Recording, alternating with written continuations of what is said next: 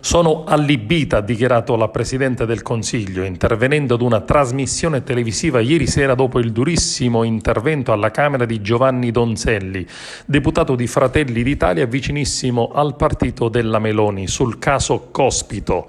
Il governo non ha fatto altro che fare il suo lavoro, non alzando i toni. Ho telefonato perché bisogna fare attenzione di fronte ad una questione così delicata. Come si utilizzano certi linguaggi e termini può ingigantire la cosa. Qualcuno diceva che il governo in qualche modo sta eccitando la piazza. Vorrei capire come, ha dichiarato la Meloni. Al governo non compete decidere, la materia compete alla giustizia. Il governo non ha fatto niente. Noi abbiamo auto di funzionari delle ambasciate che saltano, continue minacce degli anarchici allo Stato e ci si chiede se il governo sta eccitando la piazza. Vorrei fosse chiaro che la sfida non è al governo, la sfida è allo Stato e lo Stato ci riguarda tutti, non è un tema politico di destra e di sinistra.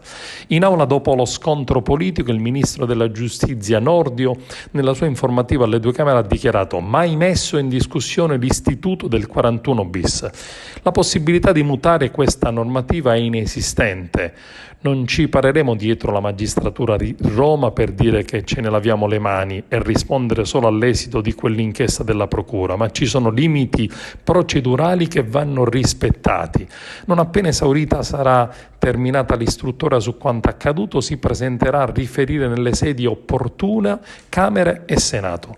Alfredo Cospito, ha dichiarato il Guardasigilli, al 41 bis sulla base di un'istruttoria da cui è emerso che il detenuto ha fornito dimostrazione di essere perfettamente in grado di collegarsi con l'esterno, anche in costanza di detenzione.